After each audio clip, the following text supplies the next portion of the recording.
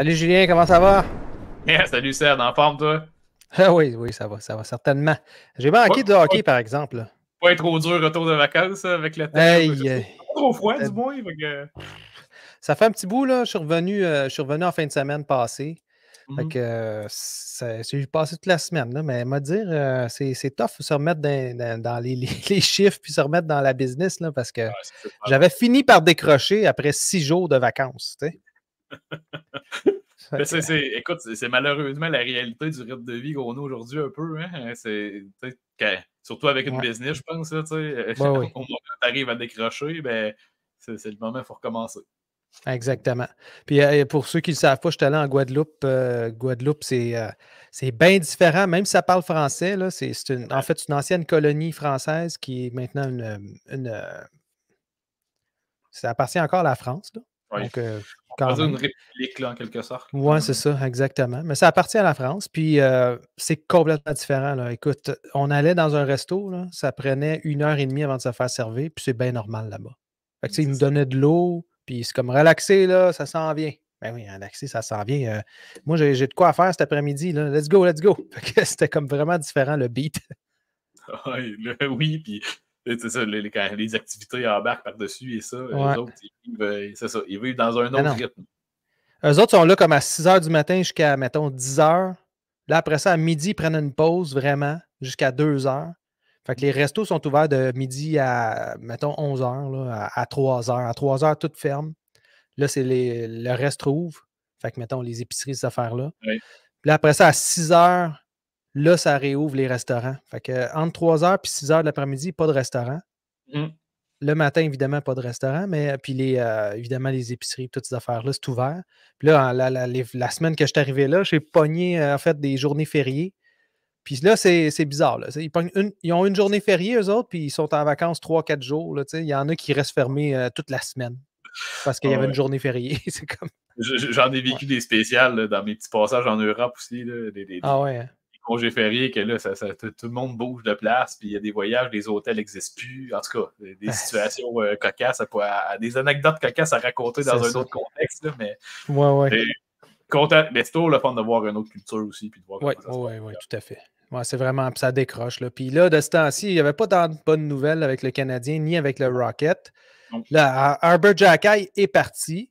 Arbor ouais. Jackay qui semble, c'était pas mal le cœur de l'équipe en termes de victoire. Là. Quand il était là, il gagnait. Là, il est parti, ils se sont mis à perdre. Là, ils en ont gagné une contre une très bonne équipe d'ailleurs, contre la meilleure équipe de la AHL. Ça ressemble à quoi, là? Tu as suivi ça un petit peu plus que moi cette semaine, là? Ouais, ben là, écoute, depuis la dernière fois qu'on s'est parlé du Rocket, en fait, là, il y a eu 1, 2, 3, 4, 5, 6 matchs de jouer. Donc, Mhm. on a pas mal départagé 3-3, là, si je me souviens bien. Je vais regarder vite, vite, là, pour pas dire n'importe quoi. Ouais. Mais oui, c'est pas mal ça qui s'est passé. On a partagé 3 victoires, 3 défaites, des matchs en prolongation. On a gagné contre le Wolfpack, on a échangé 1-1 contre les Marlies, qu'on est dans la Mm. course contre. Le match qui a fait mal vraiment, c'est contre les Highlanders de Bridgeport, qu'on a perdu 2-1 en prolongation. Ouais. Donc, on allait perdre un point précieux parce que c'est une équipe qui n'est pas dans notre division, justement. Puis qui est Euh, dans le bas de classement aussi, en et c'est plus. ça, exact, qui est vraiment Ouais. dans le bas de classement de façon assez magistrale, là, quand même. Donc, c'est vraiment ce qui fait mal là, pour le Rocket. Mais la victoire d'hier, là, on est jeudi au moment où on se parle, moins 7. Là. Vous allez voir ça pour un vendredi probablement. Mais la victoire de mercredi soir, en fait, écoute, ça a fait vraiment du bien. On a vu, écoute, un beau petit vidéo que tu m'as envoyé qui est passé sur Instagram. Ouais. Jakub Dobes qui est tellement Dobesh. content d'avoir réussi l'arrêt pour aller chercher la victoire de l'équipe. Donc, on voit qu'il y a quand même une émotivité forte du côté du Rocket en ce moment pour aller chercher cette place-là en série. Ouais. Et, bonne nouvelle pour eux, ben, le Comet de UTK connaît quelques revers, donc s'éloigne tranquillement pas vite vers la dernière place du classement, même si le Rocket n'arrive pas vraiment à monter.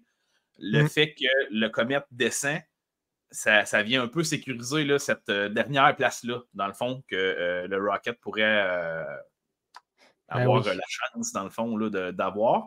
Puis une fois en série, selon, là, encore une fois, je vais répéter un peu ce qu'on s'est dit la dernière fois, mais selon les moves que Kent Hughes va faire au niveau de la Ligue nationale, puis bon, est-ce qu'on va chercher un ou deux jeunes joueurs, dans le fond, pour regarnir là, la banque du Rocket puis permettre au Rocket de mieux performer? Ben, ça va peut-être donner des bons séries là, pour le Rocket, dans le fond.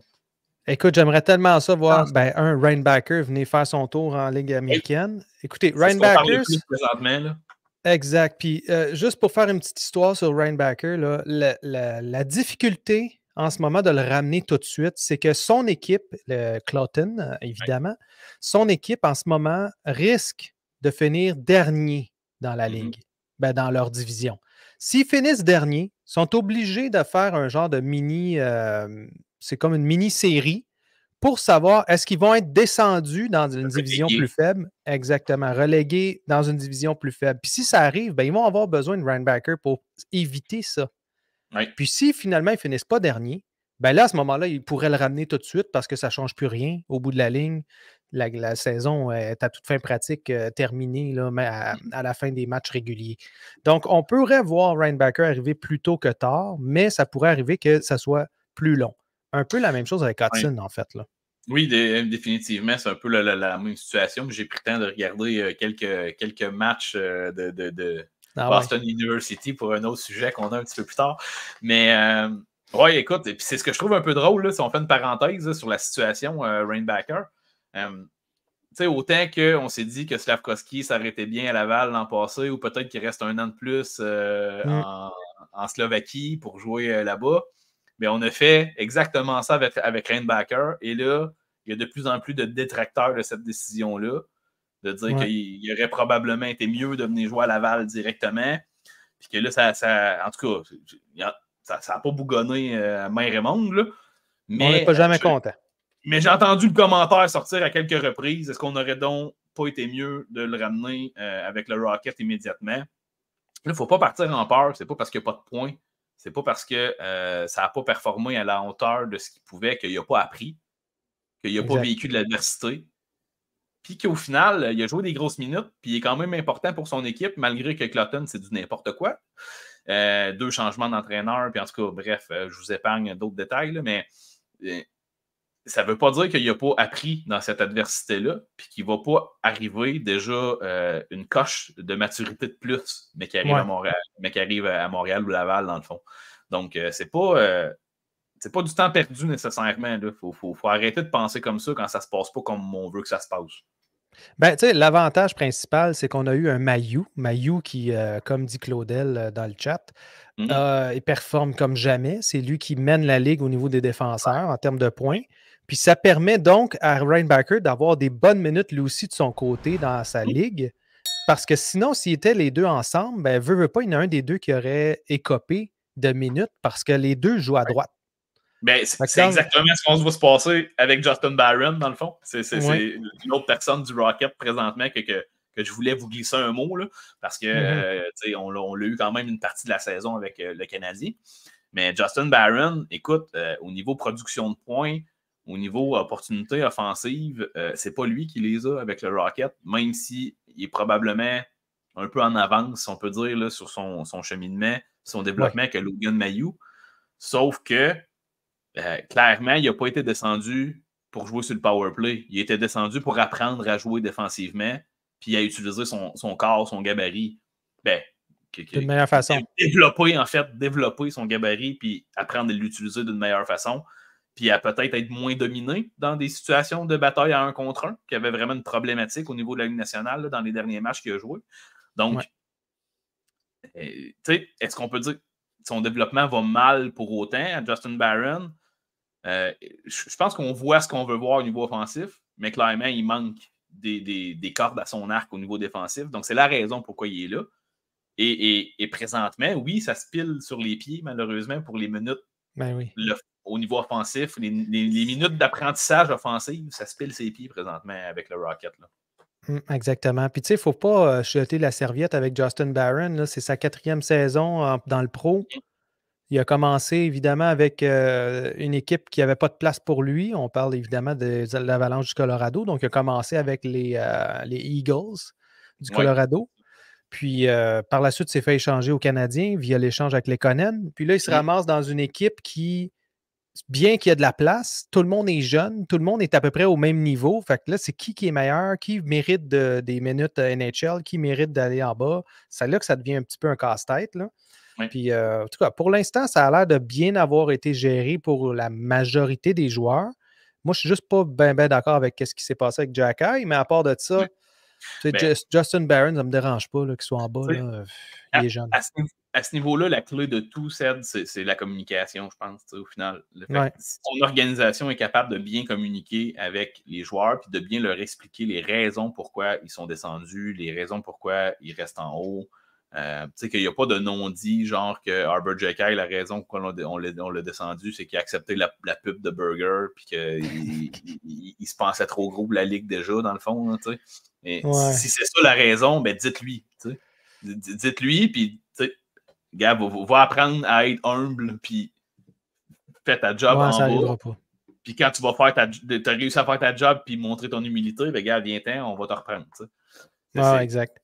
Si c'est ça qu'on reproche, ben expliquons-le. Puis déjà, le joueur va être en mesure de comprendre. De l'apprendre puis de le mettre en pratique, dans le fond.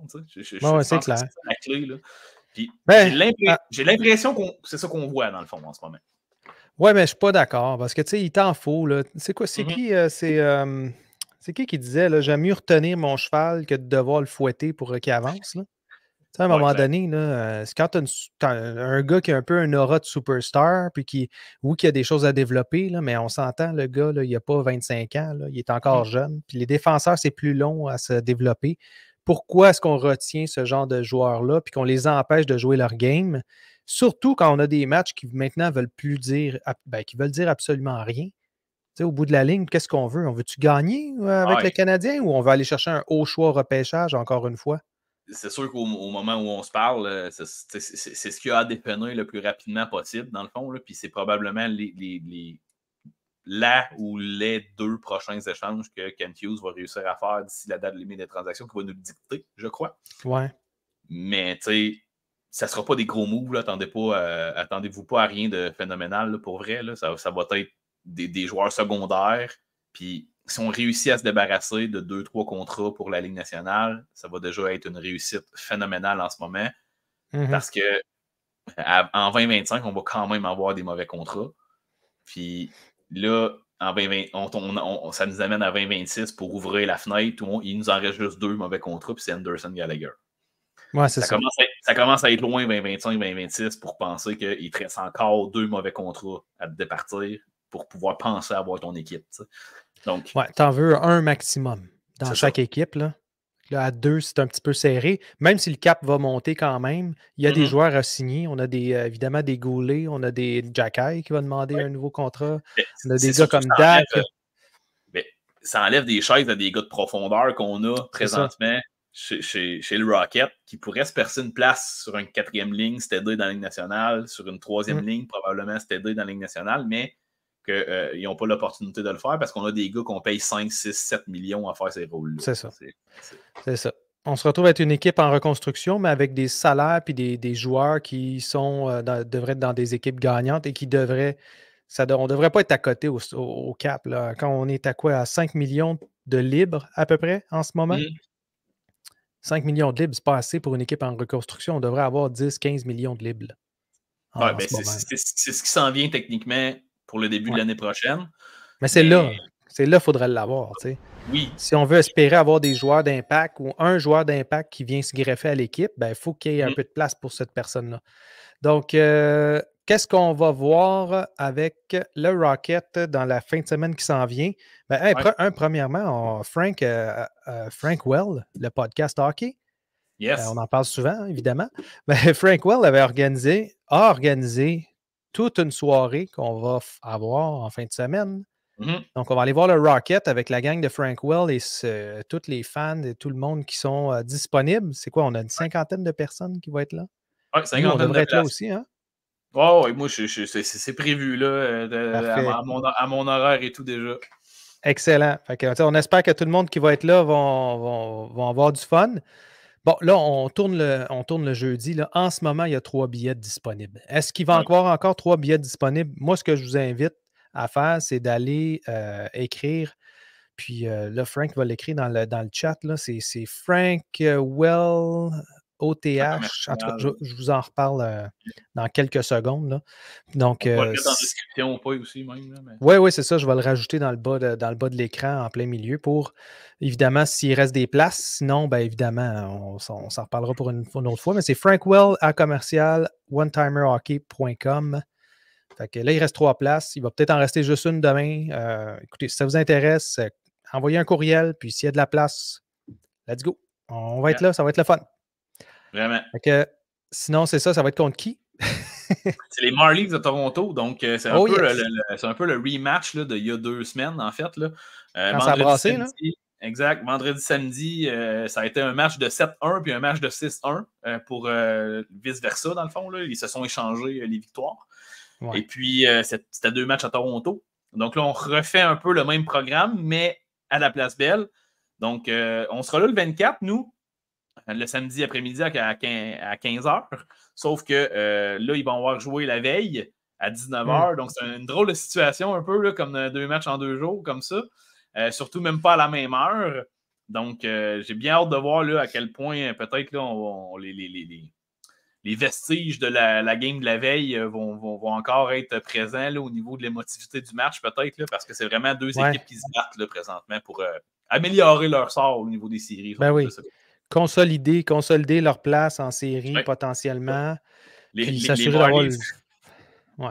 Excuse-moi, Seth, là, mais tu sais, 52 et 51 points. Ouais, c'est exactement là qu'on est. Là. C'est des matchs ultra serrés. Les 2 équipes sont nez à nez là, présentement. Bon, bien, parfait. Ça va être bien le fun. Puis évidemment, on va s'en reparler. Puis quand on va tourner, ben, ça va être jeudi prochain. Il va aussi avoir eu un match en pleine semaine, ce qui est assez rare. Donc, un match un mercredi. Puis là, c'est contre une équipe, les Highlanders de Bridgeport, encore une fois. Donc, une équipe de bas de classement qui, techniquement, est très atteignable et devrait être remportée par le Rocket s'ils peuvent les prendre au sérieux cette fois-ci.